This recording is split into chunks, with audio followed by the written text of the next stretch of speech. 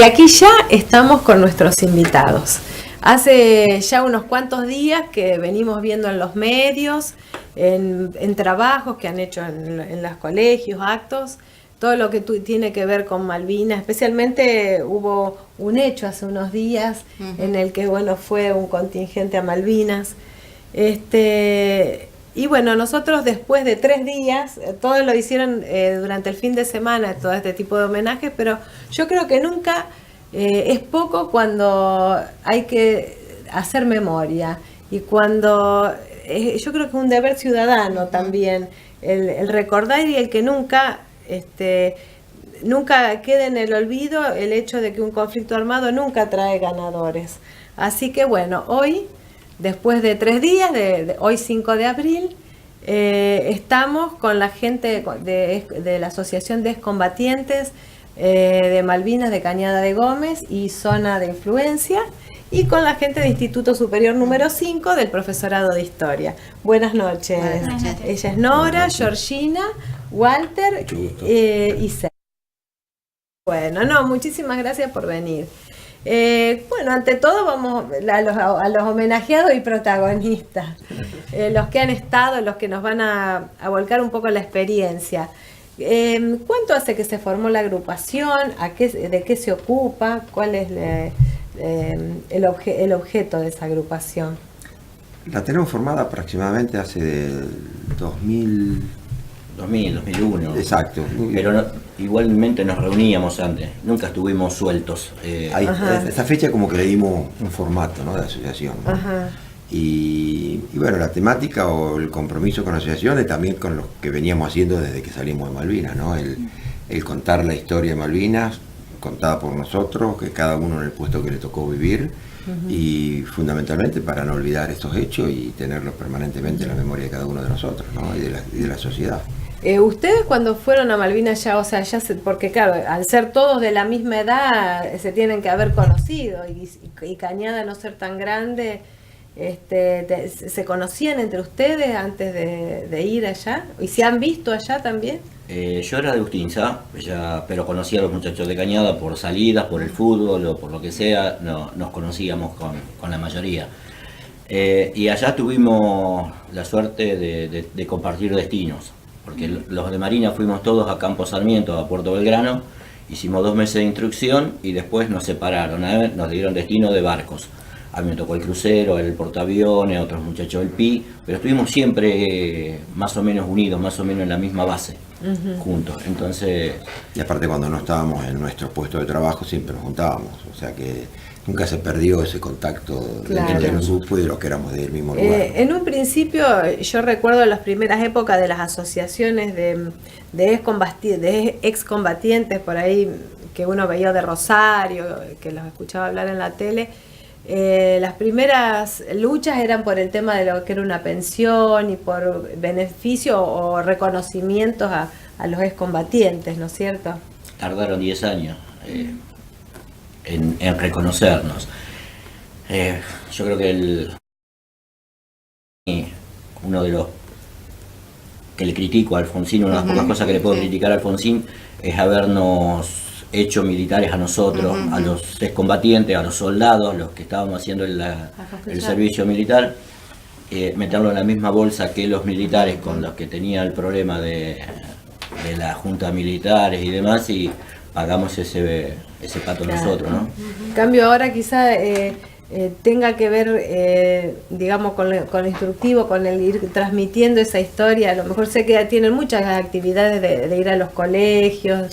Cambió muchas las cosas a través de los años, ¿no? Como decía Sergio, los primeros 10 años íbamos haciendo algunas cositas muy puntuales, algún colegio que nos llamaba. Yo inclusive los primeros años no participé en ninguna de estas charlas, Sergio por ahí sí, pero se ha ido avanzando muchísimo a través de los años en función de estas asociaciones que se han ido formando, ¿no?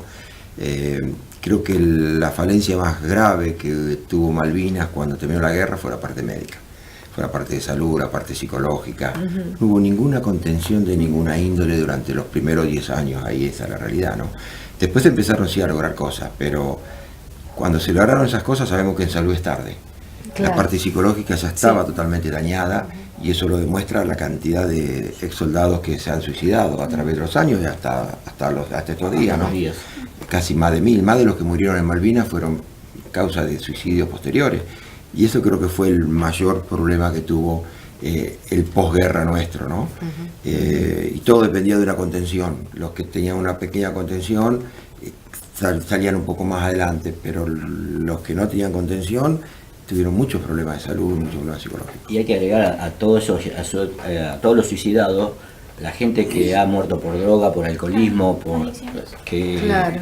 fue caído en eso por producto falta de de la contención. guerra. El ejército argentino es el único ejército que no reconoce que los soldados que estuvieron en guerra tienen estrés postraumático. Claro. En todo el mundo se reconoce. Acá no lo están reconociendo, aún hoy están haciendo evaluaciones a soldados y le dicen, no, ustedes están perfectamente. Pasa por algo económico ya. Sí. Yo, disculpame, ayer o antes de ayer estuve viendo en la tele un militar, había algunos excombatientes, soldados, que habían sido conscriptos igual que ustedes, y había un militar. Y me dijo algo que viste, cuando algo que te toca la cabeza y decís, claro, es verdad. Esto que dicen ustedes, dice, dice, lo que pasa es que Argentina no es un país guerrero, nunca vivimos una guerra, dice. Entonces, todas estas cosas, yo creo que tienen que ver con falta de, que no tenemos noción de lo que es. ¿Sabes? Por ejemplo, ¿qué decía? Dice, ¿te acordás cuando se le mandaban bufandas y cosas que a todos nos dolió mucho?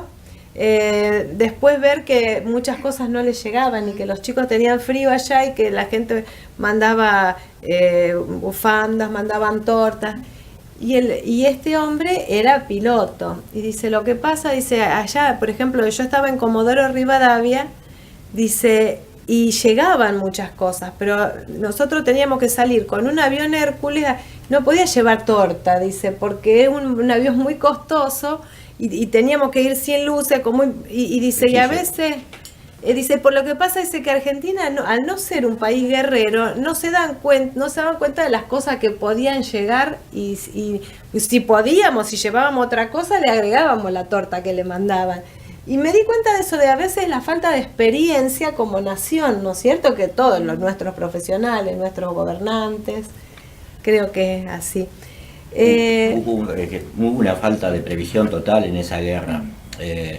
En todo Fuimos nosotros, ellos salieron a navegar y cuando llegaron a frente a Malvinas le dijeron tomamos Malvinas. Nosotros salimos a navegar porque no teníamos el barco en condiciones, pero pasó eso. Una desinteligencia total y una improvisación, un montón de cosas.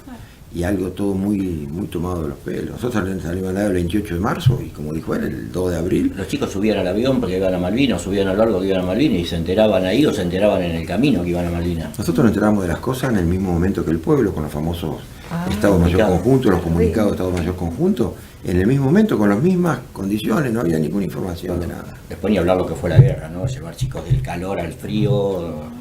Gente del norte con 40 grados a 10 grados bajo cero. Vamos a ir un poquito a los hechos, a que la gente del profesorado nos cuenten un poco el contexto histórico, y después en el otro bloque vamos a escuchar con atención la propia experiencia.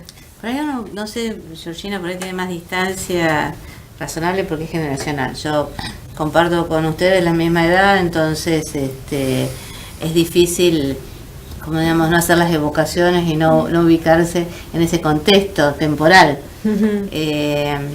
Yo soy clase 62, así que Claro, tenemos la misma edad. La misma. Entonces, al tener la misma edad, uno tiene la misma vivencia. La cuestión de los compañeros que tuvieron el sorteo, que estaban bajo bandera, la cuestión de lo que ustedes plantean desde la ciudadanía, como casi como testigo de época, la desinformación, la cuestión de la inseguridad, de no saber el conflicto, cuáles iban a ser sus dimensiones, no saber qué pasaba con aquellos que tenían que salir y si quedaban también bajo banderas, si llamaban a los que habían salido el año anterior. Entonces, sí, yo recuerdo todas también, esas situaciones que se iban viviendo y esta cuestión que creo que quedó muy fuerte en nuestra generación la cuestión del engaño. Sí. Como esa sensación de que fuimos engañados todos de diferente manera. El hecho de no saber a dónde uno iba en destino y que iba a entrar en una situación que es cara a todos los argentinos, porque la recuperación de las Islas Malvinas era un anhelo que, o sea, nosotros lo vivíamos desde la más tierna infancia, desde la escolaridad. Claro. O sea, pintar las Islas Malvinas en el mapa, tener las reivindicaciones, recordar que los ingleses la habían tomado en 1833, que estaba el gobernador Bernet en ese entonces al comando de las islas, saber todos los reclamos que se hacía frente a Naciones Unidas, recordar la pista de aterrizaje que había hecho Argentina tratando de hacer en la década del 70 alguna vinculación con la isla. Muchos de los habitantes de las islas que habían empezado a venir a estudiar a la parte de Patagonia, o sea, teníamos tantas cosas entremezcladas, el anhelo de recuperación de eso que es nuestro territorio, y al mismo tiempo creo que la deuda que como sociedad entera se tiene hacia aquellos que tienen una experiencia que es difícil de comprender para quien no la vivió. O sea, la experiencia traumática de la guerra es algo que quien no lo vivió solamente puede acercarse a través del testimonio, a través de lo que nos narra el otro. Por ejemplo, en el profesorado, cuando das clase hacia los chicos, ¿cómo ves que lo toman como al no ser contemporáneos? Puede decir Georgina un poquito más. Justamente cuando estábamos pensando en el tema, viene a la mente primeramente los hechos, narrar lo que fue el 2 de abril, lo que fue la guerra, geográficamente marcar dónde está, 300 kilómetros de Argentina, más de 12.000 kilómetros de Inglaterra. Eso nos remite a los hechos.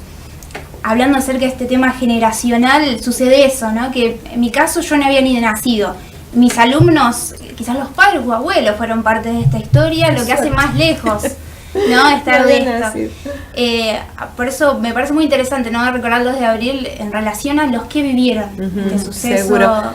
Una preguntita para ponernos un poco también a tiro con el tema de los hechos.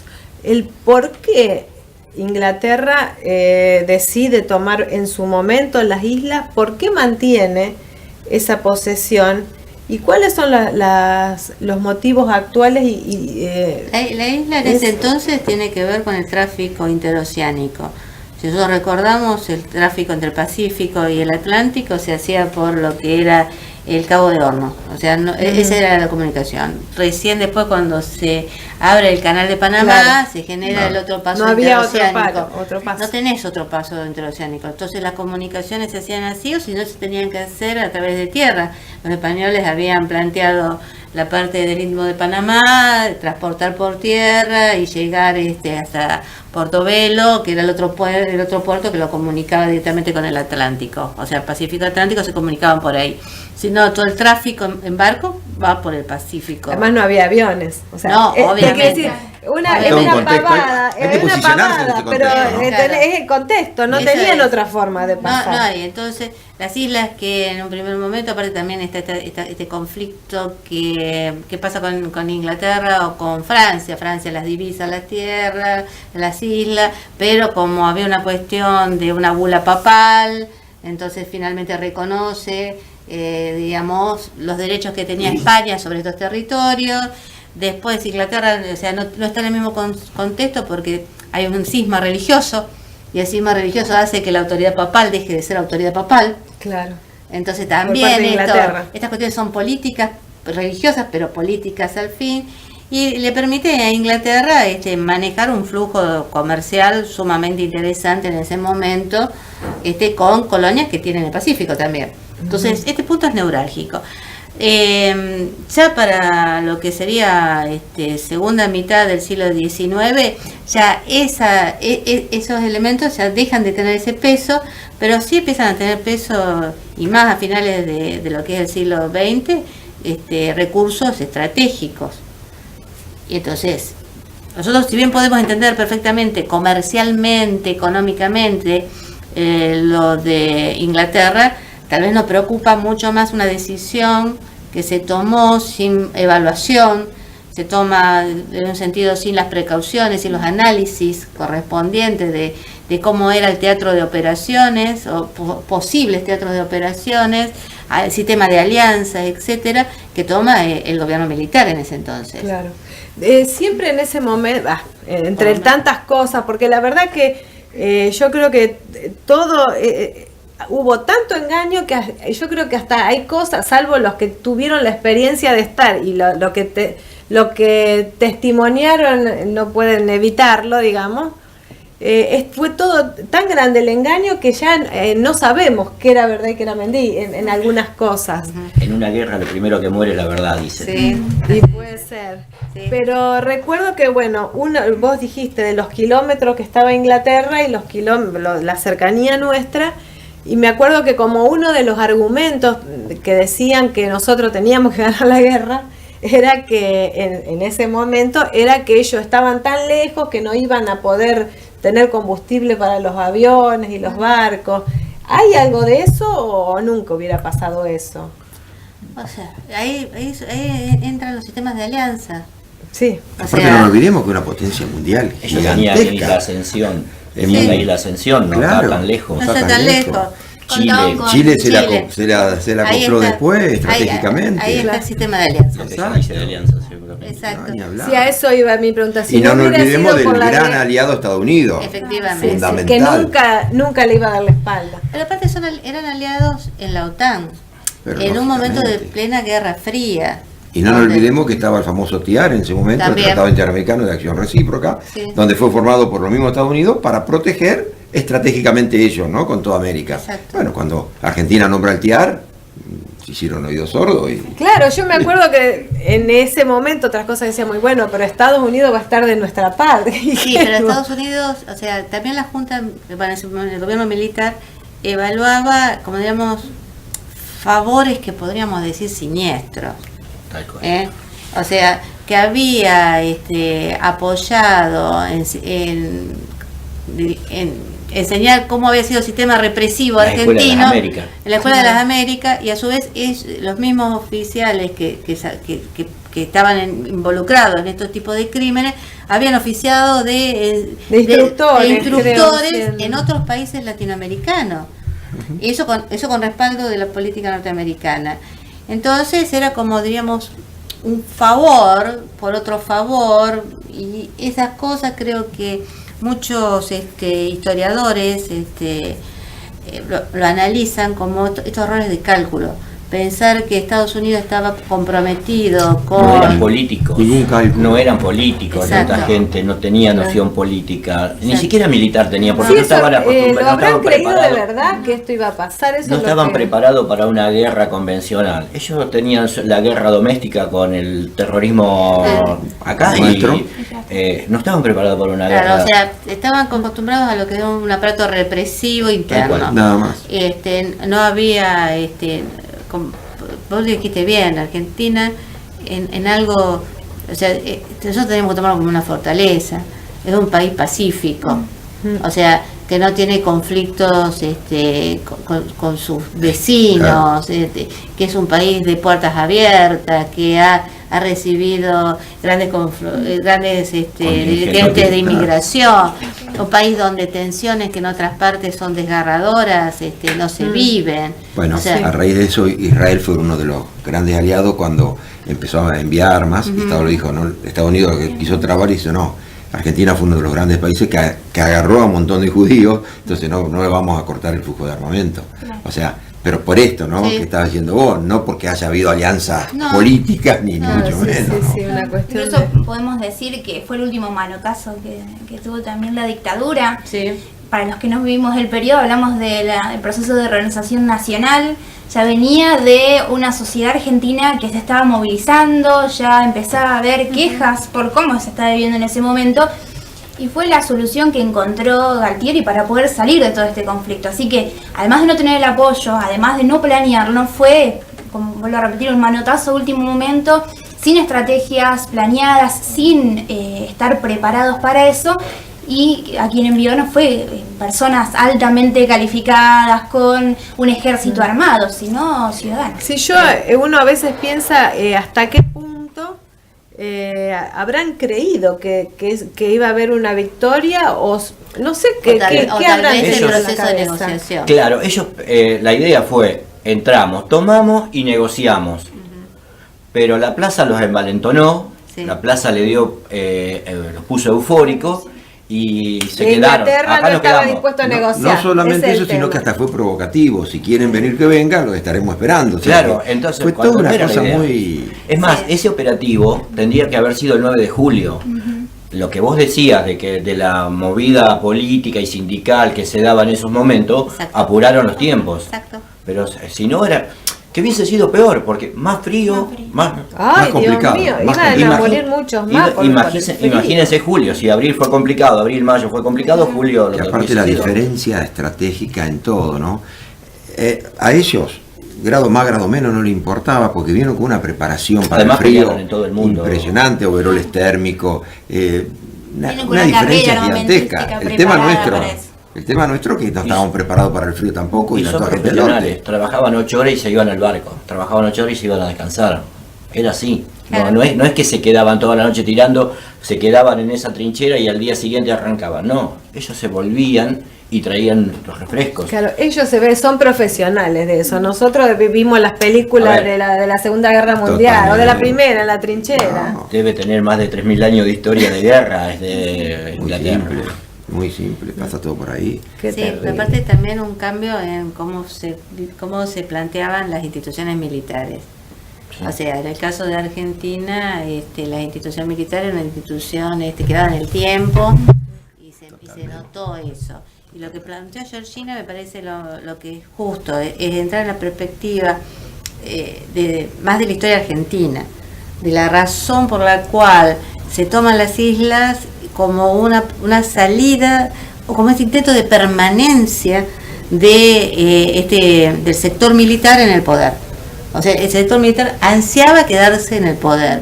La huelga que había tenido, que había sido la primera huelga general días antes del 2 de abril, había marcado, diríamos, la disidencia social. Y ustedes dicen perfectamente, la plaza llena, la gente sintiendo esto que es una recuperación, que la recuperación de las islas es un anhelo de toda la comunidad argentina, le genera la creencia de convertirse casi en líderes populares. Y no nos olvidemos de la cantidad de gente que donó en ese famoso programa que hicieron, Sí. la Ya eso con la cantidad. guerra en marcha. Bueno, sí, Antes, bueno, ¿no? pero eso hace también de Del esto de apoyo, ofrecer, sí, de sí, hacerlos bueno. eufóricos a ellos, ¿no? Claro, Eufóricos. según Nosotros datos, también festejamos. Lógico. según diferentes datos, se pudo recolectar más de 54 millones de dólares. Después, ¿dónde terminó ¿Dónde eso? fue a parar? Nadie lo sabe. Bueno, Claro, Se porque sabe. esas eran las Hay donaciones de oro. Hay cuentas de Sí. militares donde estuvo esa plata. ¿Ah, sí? Sí. Ah, no. Sí, Sí. yo, Porque Gente, había una bueno, infografía vamos a de ir Clarín, tan vamos linda a que- cerrar un ratitito, vamos a una pausa comercial y después vamos a seguir conversando. Bueno. Bueno,